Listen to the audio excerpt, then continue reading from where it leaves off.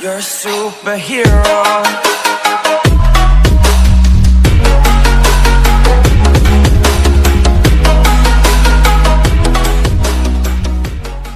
Once again, welcome back to Rankers channel and welcome back to DM Bird English Medium Group Tuition. So, આજના લેક્ચરમાં આપણે chapter number 8 મોશનમાં થોડી slow motion કરીને break મારીશું. Reason according to syllabus 29 જુલાઈએ તમારે જે એક્ઝામ છે એક્ઝામમાં ચેપ્ટર નંબર 5 છે અને ચેપ્ટર નંબર 1 છે. ચેપ્ટર નંબર 1 આપણે સરસ કરીને એની એક્ઝામ પણ લઈ લીધી છે. હવે ચેપ્ટર નંબર 8 કરતા હતા અને સાથે સાથે પેરેલલમાં ચેપ્ટર નંબર 5 કરવાનું વિચારું છું. તો ચેપ્ટર નંબર 5 વહેલું પતી જાય તો જેથી તમે એક્ઝામમાં સારો સ્કોર કરી શકો. તો આપણે અહીંયા ચેપ્ટર નંબર 8 પર થોડી મોશનને અટકાઈશું અને આપણે ચાલુ કરીશું ચેપ્ટર નંબર 5. ચેપ્ટર નંબર 5 નામ શું છે? Fundamental unit of life. What is fundamental unit of life? તો ફર્સ્ટ ઓફ ઓલ સમજી લો કે આ ચેપ્ટર સાથે આપણે બાયોલોજી પોર્શન સ્ટાર્ટ કરીશું. કયો પોર્શન સ્ટાર્ટ કરીશું આપણે? Biology. Okay, what is biology? Biology means આપણી બાયોગ્રાફી જોડે આપણી જે પણ બોડી છે એ બોડી સાથે જે પણ સાયન્સ કનેક્ટેડ છે ધેટ ઇઝ બાયોલોજી. સમજો, સિમ્પલ વસ્તુ છે કે આપણને ઘણી બધી વાર આપણે ઘણા બધા ઓપરેશન્સ કરતા હોય છે. આજે સિમ્પલ વસ્તુ છે કોરોના. તો સમજો કોરોનાના સિમ્પટમ્સ શું છે? કોરોનામાં લંગ્સ ની ઉપર અફેક્ટ થાય છે. તો આજે આ લંગ્સ વિશે સમજવું, એના ઓપરેશન કરવા, એના વેક્સિન શોધવા, તો એ બધા સમજવા માટે તમારે વાયરસને સમજવો પડશે. હા કે ના? તમારે સમજો તમે કાલોડીનો મોટા ડોક્ટર બનો છો, કાલોડી તમે મોટા ફાર્માસ્યુટિકલમાં ભરો છો, તો એ બધી વસ્તુ શું છે? એ બધી વસ્તુ સમજવા માટે તમારે બેઝિક સમજવું પડશે. કાલોડી તમે મોટા કાર્ડિયક સર્જન બન્યા એટલે કે તમે હાર્ટના પ્રોબ્લેમ સોલ્વ કરો છો. वो लव वाला प्रॉब्लम नहीं ले, हार्ट बायोलॉजिकल हार्ट ना प्रॉब्लम सॉल्व करो છો. તો બાયોલોજીકલ હાર્ટ ના પ્રોબ્લેમ એટલે કે જેમ કે બાયપાસ, બ્લોક, સ્ટેન્ડ મુકાયા, બલૂન છોડ્યા, એ બધા વર્ડ તમે સાંભળ્યા છે. હા કે ના? અને મસ્ત વસ્તુ શું છે ખબર છે કે ચેપ્ટર આપણું 9th અને 10th નું બાયોલોજી બહુ જ સુપર છે અને તમને મજા પણ આવશે. કેમ ખબર છે? કારણ કે આપણે આપણી પોતાની બોડી વિશે ભણીશું. આપણે 9th સ્ટાન્ડર્ડ માં બાયોલોજીના કયા પોર્શન સમજીશું? તો એકદમ બેઝિક સ્ટ્રક્ચર સમજીશું અને એટલે સેલ શું છે, ટિશ્યુ શું છે એ બધું સમજીશું. 10th માં આપણે આખી સિસ્ટમ સમજીશું કે આપણી ડાયજેસ્ટિવ સિસ્ટમ કઈ રીતે વર્ક કરે છે, રેસ્પિરેશન સિસ્ટમ કેવી રીતે વર્ક કરે છે. તો રેસ્પિરેશન સિસ્ટમ કેવી રીતે વર્ક કરે તો દરેક સિસ્ટમ સમજીશું. તો બાયોલોજી હવે સમજી લો. તમે આમ સ્લીવ્સ કઢાઈ અને પેન ને પેપર પકડીને બેસી જાઓ કારણ કે સુપર ભણવાની વસ્તુ આવી રહી છે. એટલે કે બાયોલોજી આપણે આજથી સ્ટાર્ટ કરીશું અને અંકિત સર છે ને કોઈ ચિંતા નહીં, સુપર જ હશે. તો ફંડામેન્ટલ યુનિટ ઓફ લાઈફને હું ડિફાઇન કરવા જાઉં તો એક વસ્તુ વિચારો કે તમે એવું વિચારો કે આ જે રૂમ છે કે આખું મકાન છે તો બેઝિક સ્ટ્રક્ચર કોણ છે? તો આપણને ખબર છે એનો બેઝિક સ્ટ્રક્ચર એક બ્રિક હોય છે, ઈંટ, જેને આપણે ગુજરાતીમાં ઈંટ કહીએ છીએ અને ઇંગ્લિશમાં તેને બ્રિક કહીએ છીએ. આવી હોય અને આવી જ્યારે બ્રિક્સ એક બ્રિક કનેક્ટ કરીએ અને બહુ બધી બ્રિક્સ કનેક્ટ કરીએ છીએ ત્યારે શું બને છે? દીવાલ. અને દીવાલો કનેક્ટ કરીએ છીએ ત્યારે શું બને છે? રૂમ જ્યારે કનેક્ટ કરીએ છીએ ત્યારે શું બને છે? માળ. અને આવા માળ એટલે કે ફ્લોર કનેક્ટ કરીશું એટલે શું બનશે? મકાન. ખબર પડી ગઈ? તો આજે સમજો મોટા બિલ્ડિંગ છે કે નાનું બિલ્ડિંગ છે. એક નાનું એક રૂમનું બિલ્ડિંગ વિચારો અને મોટું બુર્જ ખલીફા વિચારો. તો વસ્તુ કેવી છે કે બંનેમાં ડિફરન્સ શું છે? તો બંને એક બિલ્ડિંગ નાની છે, એક બિલ્ડિંગ મોટી, પણ બેઝ શું છે?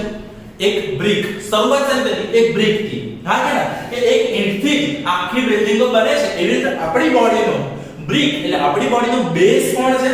તો એ છે સેલ. ખબર પડી ગઈ એ વસ્તુ? કોણ છે? સેલ. સેલ એટલે આપણી બોડીને આખું ફંક્શન સૌથી પહેલા આપણી બોડી સેલમાંથી પરફોર્મ થવાની ચાલુ થાય અને જ્યારે સેલ્સ કમ્બાઈન થઈ જાય ત્યારે આખી મલ્ટી સેલ્યુલર બોડી બનતી હોય છે. તો આજના આ વિડિયોમાં આપણે આ જ વસ્તુ સમજવાના છીએ કે કેવી રીતે આપણું બાયોલોજીકલ બોડી એટલે એકદમ બેઝ સેલથી શરૂ કરીશું. તો સવાલ એ છે કે આ બધી વસ્તુ શોધી કોણે? નેક્સ્ટ તો જુઓ, આપણી પાસે સૌથી પહેલા એક સાયન્ટિસ્ટ હતા, નામ હતું એમનું રોબર્ટ હુક. યાદ રાખવાનું નામ હો બેટા, નામ શું હતું એમનું? Robert hook. ઓકે, એમને શું કર્યું ખબર છે? રોબર્ટ હુક નામના સાયન્ટિસ્ટ હતા. એમને કોર્ક લીધો. કોર્ક એટલે એક પ્રકારનું ટ્રી છે, ઝાડ છે પ્રકારનું, બરાબર છે. અને આ જે કોર્ક લીધું ને એ કોર્કની એમને સ્લાઇસ લીધી.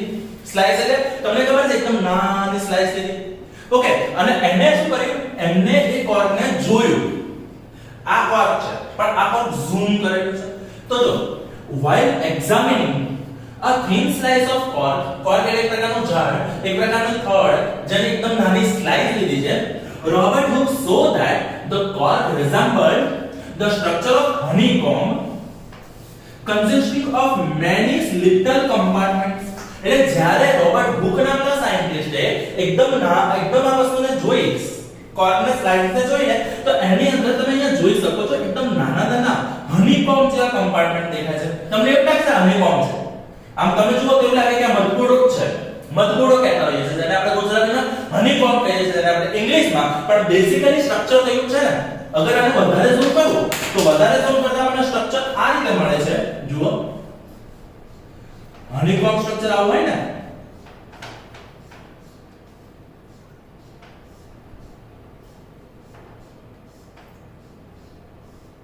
ચલો તો આ રીતના હનીકોમ્બ સ્ટ્રક્ચર છે. તો સેમ કમ્પાર્ટમેન્ટ રોબર્ટ હુક ને આમાં દેખાય. એટલે રોબર્ટ હુક ને સ્ટ્રાઇક થાય કે આમાં પણ કેમ કમ્પાર્ટમેન્ટ જેવું સ્ટ્રક્ચર મળ્યું.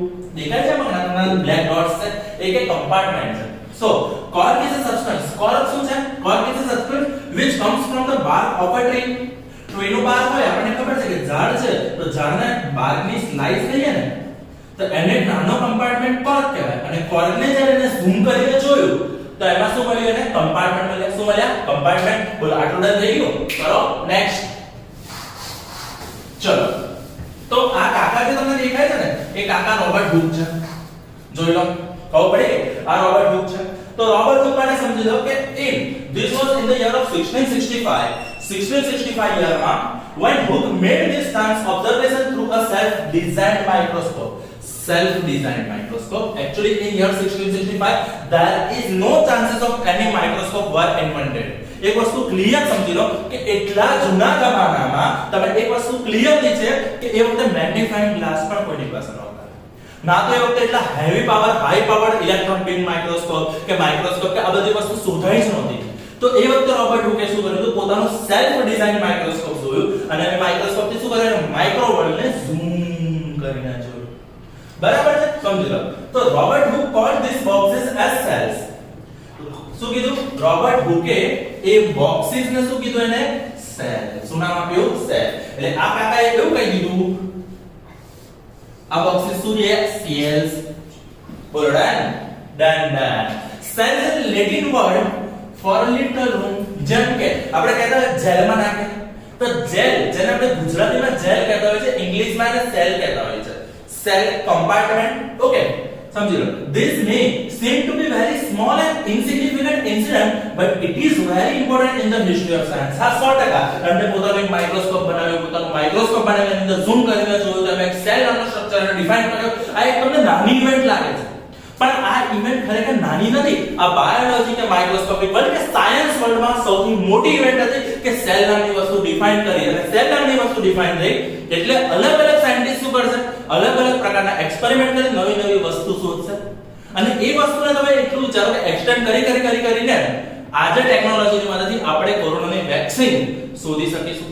હા કે ના? તો આજે એક ડેઝ અહીંથી સ્ટાર્ટ થયેલો આ કાકાને લીધે. ચલો જુઓ. So this was the very first time that someone had observed that living things appears to next. એટલે કે living things જે પણ છે એ કેવી રીતે આવી રહી છે? તો consistence of separate unit. એટલે દરેક living unit, કારણ કે ત્યાં સુધી કેવું હતું કે બધા living units ને એ લોકો શું માનતા હતા? તો એ લોકો living things ને એવું માનતા હતા કે ભાઈ એક કોમન બોડી છે. પણ પછી જ્યારે સ્ટ્રક્ચર ડિફાઇન થયું ત્યારે બધાને ખબર પડી કે દરેક લિવિંગ થિંગ એક સેપરેટ યુનિટના બનેલા છે. દરેક લિવિંગ થિંગ એક સેપરેટ યુનિટના બન્યા છે અને સેપરેટ યુનિટનું નામ શું આપેલું? સેલ્સ. ઓકે, આ ડોડા થઈ ગયું. ચલો જુઓ. So the use of the word cell to describe this, આ બધા વસ્તુ સેલ છે. એક્ચ્યુઅલી આ એનિમલ સેલ છે, એવા પ્લાન્ટ સેલ આવશે. તમારે આખા ડાયાગ્રામ આવશે એ વખતે તમને બધું ડિટેલમાં સમજાય. આ ડોડા થઈ ગયું. હા કે ના? તો જુઓ કે સેલ્ફ ડિઝાઇન્ડ માઇક્રોસ્કોપ ની મદદથી રોબર્ટ હુકે સેલ નામના કમ્પાર્ટમેન્ટ ડિફાઇન કરી લીધા છે. બટ મને આજની તારીખમાં આપણે યુઝ કરી રહ્યા છે માઇક્રોસ્કોપ. તો માઇક્રોસ્કોપ નો યુઝ તમે કેવી રીતે કરશો, એ માઇક્રોસ્કોપ ને કેવી રીતે વાપરવાનો છે એનો વિડિયો ઉપર એક મૂકી રહ્યો છું. હા, કારણ કે મેં માઇક્રોસ્કોપ ખરીદી લીધું છે. હા, હું તમને એ વિડિયો બનાવીશ બટ અત્યારે આપણે theoretical point of view practical concept આપી રહ્યો છું અને તમને પ્રેક્ટિકલ નોલેજ આપવામાં અંકિત સર ક્યાંય પાછા પડવાના નથી.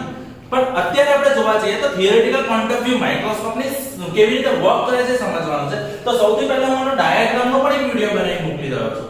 આપણે બધું સ્ટેપ બાય સ્ટેપ કરીશું, ડોન્ટ વરી અબાઉટ ઇટ. તો આ વસ્તુ છે ને, તો એક્ચ્યુઅલી આ જે પાર્ટ છે ને, આ પાર્ટને કહેવાય ટેબલ. એકદમ નોર્મલ લેંગ્વેજમાં લખું છું, બરાબર છે. અને આ ટેબલની એક્ઝેક્ટ નીચે અહીંયા આગળ એક મિરર જેવું સેટ છે અને અહીંયા એક મિરર છે. તો એક્ચ્યુઅલી આ જે મિરર છે ને, હવે અહીંયા આગળ શું કરવાનું છે, આ સ્ક્રૂ છે, એ સ્ક્રૂની મદદથી અહીંયા સેટ કરવાની આવશે એક નામ છે જેનું સ્લાઇડ. બહુ જ ધ્યાનથી સમજજો, નવી વસ્તુ શીખી રહ્યા છો તમે.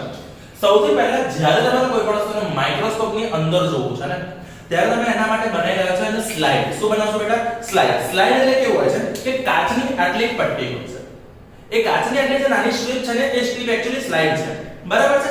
અને એ જે સ્લાઇડ છે ને, એ સ્લાઇડની ઉપર આપણે જે પણ જોવાનું છે ને એ મૂકવાનું આવશે. એટલે એ સ્લાઇડને ચેક કરવા માટે આપણે અહીંયા મૂકીએ છીએ. આટલું ડન થઈ ગયું. અને અહીંથી આપણે જોઈશે, બરાબર છે. તો આ જે છે આખો આઈપીએસ ટ્યુબ કહેવાય. આ 10x હોય, આ 45x હોય. એટલે આપણને ખબર જ છે, કારણ કે તમે કેમેરા બધું યુઝ કરો છો, 3x 4x 5x 10x એટલે ઝૂમ હોય છે. એવી રીતે 45x એટલે હાઈ પાવર, 10x એટલે નોર્મલ પાવર. એવી રીતે અલગ અલગ અહીંયા લેન્સ હોય છે.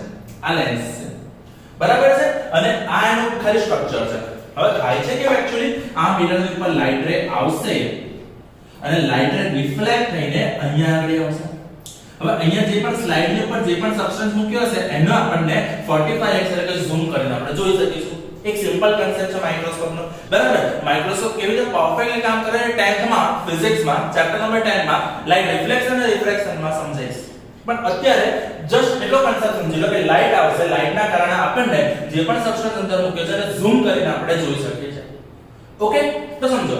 હવે એક સવાલ છે, આપણને બુકમાં ટેક્સ્ટ બુકમાં આપણે એવું પણ કીધું છે કે હાઉ ટુ પ્રિપેર સ્લાઇડ.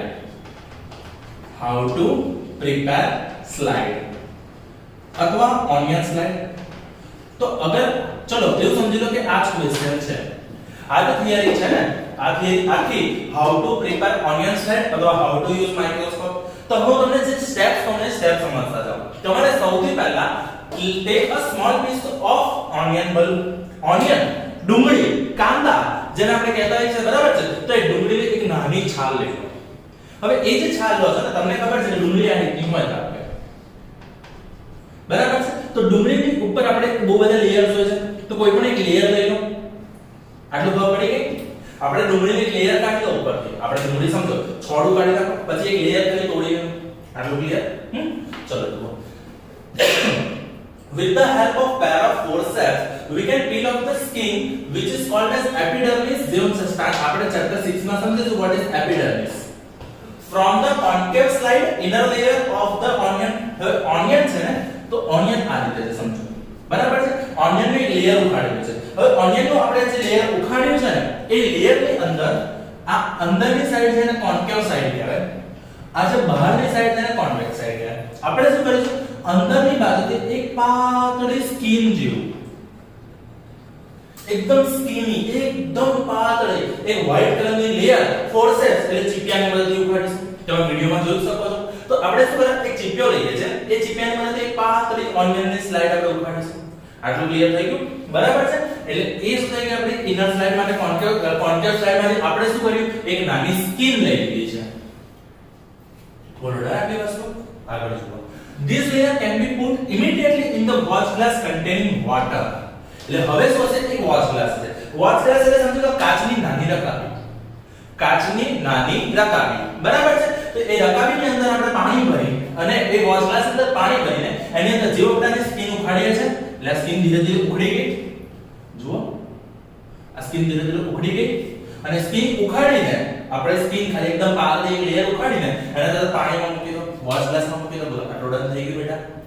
હવે જુઓ. This will prevent the peel from getting folded or getting dry. જેમ કે તમે ઘણી બધી વાર લેન્સ પહેરતા હો છો, કોન્ટેક્ટ લેન્સીસ. તો કોન્ટેક્ટ લેન્સીસ કેવા, તમે કાઢી સીધા સોલ્યુશનમાં મૂકો છો, સોલ્યુશનમાંથી કાઢી તમે એ કરો તો કેટલા પાતળા હોય છે, હા કે ના. તો એ કોન્ટેક્ટ લેન્સ તમે આંખમાં લગાવો છો, એકદમ પાતળા હોય છે, ઘણીવાર વળી જતા હોય છે, ચોંટી જતા હોય છે. એટલે એને ચોંટી ના જાય, વળી ના જાય, એટલે કોન્ટેક્ટ લેન્સના સોલ્યુશન આવતા હોય છે. હા કે ના? સેમ સિચ્યુએશન છે કે આપણે આને વોટરમાં મૂકી દઈશું એટલે વળશે નહીં, ડ્રાય થશે નહીં. બરોબર આટલી વસ્તુ સરસ. આગળ જુઓ. Let us take a glass slide and put a drop of water in it. એટલે આપણે ગ્લાસની એક સ્લાઇડ લીધી આ રીતે અને એમાં પાણીનું ટીપું મૂક્યું and transfer the small piece of peel from the watch glass to the slide. એટલે આપણે જે આ જે સ્કીન છે ને જે પાણીમાં મૂકી દે ને એને આની ઉપર મૂકી દો. આ સ્કીન થઈ ગઈ. ઓકે, હવે સમજો. Make sure that the peel is perfectly flat on the side. હા, તમે સમજી લો કે જે લેન્સ છે, લેન્સ આપણે જ્યારે અંદર સોલ્યુશનમાં મૂકીએ છીએ ત્યારે સીધો જ મૂકીએ છીએ ને, એવી રીતે આ પીલ છે ને એ સહેજ પણ વળવી ના જોઈએ, સીધી મૂકી દો એની ઉપર. Now we put a drop of iodine solution. Okay, iodine solution actually છે it's a color indicator or we can say they are the indicators. કેમ કે આપણા જે પણ સેલ્સ છે ને, cells are transparent, they are colorless અને colourless વસ્તુને આપણે જોવા જશું તો દેખાવાની નથી. સમજો અહીંયા વચ્ચે એર તો છે જ પણ એર દેખાય છે ના, કારણ કે કલરલેસ છે. ઓક્સિજન છે પણ એ કલરલેસ છે. હા કે ના? પણ એને જો કલરનો સ્પ્રે કરીશ તો અહીંયા કલર દેખાશે તમને સ્પ્રે વાળો? યસ, સેમ સિચ્યુએશન છે. આપણે આયોડિન સોલ્યુશન એટલે કે આયોડિન સમજાવું છું તમને. આયોડિન આવે, સેફ્રોનિન આવે, મિથિલિન બ્લુ આવે. બરાબર? નામ મોકલું છું તમને. તો આ જે કલર ઇન્ડિકેટર્સ છે એ કલર ઇન્ડિકેટર પછી આની ઉપર ટીપું નાખો. એટલે આ જે સ્લાઇડ છે ને એ સ્લાઇડ એક્ચ્યુઅલી હતી ટ્રાન્સપરન્ટ, જે હવે થઈ ગઈ છે રેડ કલરની. ઓકે, ચલો. on this piece followed by a cover slip. હવે કવર સ્લિપ શું છે? તો આ સ્લાઇડની ઉપર એક નાની કવર સ્લિપ તમારે પુટ અપ કરવાની છે આ રીતે. કેમ? કારણ કે તમે જ્યારે એની ઉપર પાણી મૂક્યું છે, એની ઉપર ઇન્ડિકેટર મૂક્યું છે, એટલે કે આપણું આયોડિન સોલ્યુશન મૂક્યું છે, તો એની અંદર બબલ થઈ જશે, એર બબલ. એર બબલ ના થઈ જાય ને એટલે એની ઉપર આપણે આ કવર સ્લિપ મૂકી અને આપણે પ્રેમથી આમ સહેજ પ્રેસ કરીશું ને એટલે અંદરના જેટલા પણ એર બબલ છે ને નીકળી જશે. અને એર બબલ નીકળી જાય ને એટલે આજુબાજુ બ્લોટિંગ પેપર લેવાનું. આપણું જે ટિશ્યુ પેપર ટાઈપ આવે બ્લોટિંગ પેપર થોડું હાર્ડ હોય એનાથી લૂછી નાખવાનું એટલે એકદમ ક્લીન થઈ ગયું, ચકાચક. ચલો જુઓ. Take care two avoid air bubbles while putting the cover slip. આઈ ગયું? એર બબલ્સ ને અવોઇડ કરવાના છે આપણે. while putting the cover slip with the help of mounting needle. એટલે સોય જેવું હોય એ સોયથી આપણે આને ક્રેમથી દબાવો એટલે ઓટોમેટિક બધા એર બબલ્સ જે પણ છે બધા એર બબલ્સ નીકળી જશે. બોલો ડન થઈ ગઈ એટલી વસ્તુ. We can observe the slide under the low power followed by the high powers. એટલે આપણે 10x માં જુઓ, 20x માં જુઓ, 45x માં જુઓ અને એનાથી આપણને સ્ટ્રક્ચર તૈયાર થશે. ફરીવાર કર્યું શું આપણે? તો આ સ્લાઇડમાં એટલે કે આપણે આ PPT માં આપણે શું સમજ્યા કે એક સિમ્પલ સિચ્યુએશન માઇક્રોસ્કોપ ને કેવી રીતે ડાયાગ્રામ પછી સમજે છે, પણ કેવી રીતે વર્ક કરે છે? સિમ્પલ મિરર પરથી લાઈટ રિફ્લેક્ટ થઈને ટેબલ પર સ્લાઇડમાં જશે. તો હવે સિમ્પલ વસ્તુ છે કે આ જે સ્લાઇડ આપણે અહીંયા મૂકી અને 45x થી કે 10x થી જોઈશું, પણ આ સ્લાઇડ બનાવવાની કેવી રીતે? તો સ્લાઇડ બનાવવા માટે શું કરો? એક ઓનિયન લો. ફટાફટ બોલું છું, ધ્યાન આપજો. એક ઓનિયન લો. ફોર્સેપ્સ ચીપિયાની મદદથી એક સ્કિન એની કાઢી લો. એ સ્કિનને પછી તરત આપણે પાણીમાં મૂકી દો. પાણીમાંથી એને પછી સ્લાઇડમાં મૂકી દો. એની પર નાખો આયોડિન, પછી કવર સ્લિપ મૂકી અને ઢાંકી બધા એર બબલ્સ નીકાળી દો. એર બબલ્સ નીકાળી દો અને પછી એ જે સોલ્યુશન છે એ સ્લાઇડને એક આખી સ્લાઇડને ઉંચકી અહીંયા પુટ અપ કરવાની છે. બોલો આટલું ડન થઈ ગયું. હા કે ના? તો હવે સવાલ એ છે કે આપણે જ્યારે આની અંદર જોઈશું તો દેખાશે કેવું? શું દેખાશે? એક્ચ્યુઅલી મેં મારા માઇક્રોસ્કોપ ની અંદર પણ આ વસ્તુ કરી છે, જેનો ફોટો પણ હું તમને મૂકું છું. અહીંયા આડી ફોટો છે અને અહીંયા આડી જે બીજો ફોટો આવશે એ ઇમેજ ડાઉનલોડ કરેલી છે. અહીંયા જે બ્લુ કલરની ઇમેજ દેખાય છે એક્ચ્યુઅલી એ ઇમેજ જાતે પાડેલી છે. જોવું છે? તો હવે જુઓ, એક્ચ્યુઅલી આ ડાઉનલોડેડ ઇમેજ છે અને આ ઇમેજ એક્ચ્યુઅલી આપણી છે જાતે પાડેલો photo. Okay, whatever the situation, whatever the scene, actually જ્યારે માઇક્રોસ્કોપ ની અંદર જોઈએ ત્યારે આપણને આ રીતના સ્ટ્રક્ચર દેખાય છે. મગજમાં લોક કરી દો, મગજમાં ગોઠવી દો. જ્યારે પણ જુઓ સેલ, હવે જ્યારે પણ વિચારો સેલ ત્યારે તમને આ વસ્તુ દેખાવી જોઈએ. તો સમજો સેલ એક્ચ્યુઅલી તમે જોઈ શકો છો કે નાના નાના કમ્પાર્ટમેન્ટ છે. જોઈ લો, દેખાય છે? નાના નાના કમ્પાર્ટમેન્ટ છે. હા કે ના? અને આ કમ્પાર્ટમેન્ટ ની અંદર ડાર્ક કંઈક દેખાય છે. હા કે ના? તો ડાર્ક છે, એના ન્યુક્લિયસ છે. એ બધી જ વસ્તુ આપણે આ ચેપ્ટરમાં સમજવાના છે. એક્ચ્યુઅલી આ જે દરેક કમ્પાર્ટમેન્ટ છે ને બેટા, આ દરેક કમ્પાર્ટમેન્ટ એક સેલ છે. હા, ઓનિયન મલ્ટી સેલ્યુલર બની ગયું કારણ કે એક કરતા વધારે સેલ છે. કેટલાક ઓર્ગેનિઝમ્સ એવા છે જે ખાલી એક જ સેલ પર જીવે છે. They are unicellular. આપણે બધી જ વસ્તુ સમજવાના છે. મેં તમને પહેલા જ કીધું, કૃપયા अपनी कुर्सी की पेटियां बांध दीजिए. चलो જુઓ. સો what are these structures? જે માઇક્રોસ્કોપમાં જોયું તો સ્ટ્રક્ચર શું છે? સો these structure look similar to each other. બધા એકબીજાની સરખા જ દેખાય છે. ઓલમોસ્ટ સરખા દેખાય છે. સરખા નથી પણ ઓલમોસ્ટ સરખા છે. જુઓ. Together they form a big structure like an onion bulb. અને એ બધા ભેગા કરીને એક ઓનિયન બનાવે છે. પણ એક સ્ટ્રક્ચર શું છે? We find from this activity that onion bulbs of the different sizes have similar structure. તમે 1 કિલો ડુંગળી લો છો. 1 કિલો ડુંગળીમાં શું બધી ડુંગળીની સાઈઝ સરખી છે? ના. બધી ડુંગળી અલગ અલગ છે. કોઈ ડુંગળી નાની છે, ડુંગળું છે ને ડુંગળું, કોઈ ડુંગળો છે મોટો. તો ડુંગળી કે ડુંગળો કે ડુંગળી ગમે તે લો. પણ જ્યારે તમે કોઈ પણ સ્લાઇડમાં તમે સાઈઝ જોવો તો બધા સેમ જ છે. સિમ્પલ વસ્તુ કહું, એકદમ નાની કીડીનો સેલ જુઓ અને મોટામાં મોટી બ્લુ વેલનો સેલ જુઓ, બધા સેમ છે. સેલ બેઝિકલી સેમ છે. તમે સમજો, મેં હમણાં તમને એક્ઝામ્પલ આપ્યું કે એક નાનો રૂમ વિચારો ને મોટી બુર્જ ખલીફા વિચારો. બ્રિક તો એટલી જ છે ને. સેમ સિચ્યુએશન છે બેટા, કે તમે નાની ડુંગળી લો છો કે મોટી ડુંગળી લો છો, તમે નાનો ઓનિયન બલ્બ લો છો કે મોટો ઓનિયન બલ્બ લો છો, ધેટ ડઝન્ટ મેટર. એક ઓનિયન બલ્બની અંદર સેલ સેમ જ હોય. ઓકે, અહીંયા કીધું છે કે different size have a similar small structure. ભલે અલગ અલગ સાઇઝની તમે ડુંગળી લો છો, એ મેટર નથી કરતું, પણ દરેક સ્ટ્રક્ચર સેમ છે. The cells of the onion peel will all look the same regardless the size of the onion they came from. દરેક સેલ સરખા છે. એ કઈ ડુંગળીમાંથી આવી છે, નાની ડુંગળીમાંથી આવ્યો છે કે મોટા ડુંગળામાંથી આવ્યો છે, એ ફરક નથી પડતો. દરેકની સાઈઝ સેમ જ હોય. સો આટલું યાદ રાખવાનું, each and every cell has same shape, size, structure. શું કીધું? દરેક સેલની સાઈઝ સેમ. સમજો, દરેક સેલનું શું હોય છે? સાઈઝ, શેપ અને સ્ટ્રક્ચર સેમ જ. અહીંયા આપણે આ લેક્ચરને થોડોક એન્ડ લાગીશું, કારણ કે આજના લેક્ચરમાં શું સમજ્યા? તો બેઝિકલી સેલ શું છે, સેલ કોને ડિસ્કવર કર્યું? Robert Hooke 1665. કોલ એમને સેલ્ફ ડિઝાઇન માઇક્રોસ્કોપ અને એનો યુઝ કરીને એમને હનીકોમ્બ જે સ્ટ્રક્ચર, જેનું નામ કોઈ લેટિન વર્ડ સેલ, અને એ સેલને જોવા માટે રોબર્ટ હુકને મારો ગોળી આપણે જાતે કરવા માટે માઇક્રોસ્કોપિક એક્ટિવિટી સમજી ગયા. તો આજે તમારે બે વસ્તુ કરવાની છે. રોબર્ટ હુકની હિસ્ટ્રી લખી નાખવાની છે એક ક્વેશ્ચનમાં. બીજા ક્વેશ્ચનમાં how to prepare onion slide and what are the structure. बोलो आटલું આવડશે? Okay done. सो आज के लिए इतना ही. Thank you. That's it from my side.